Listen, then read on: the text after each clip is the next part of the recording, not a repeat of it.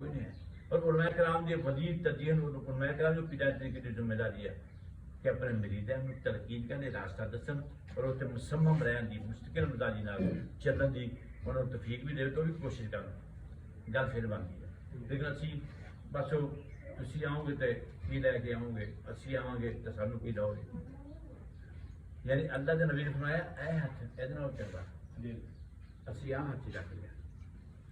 और दुख की गल है, दुख की गल है दसन चले तुम ना जो बच्चे साढ़े उलमाए कराम बनते हैं उन्होंने भी इसी मंगन पेश आओ रोटी मंग के लियाओ।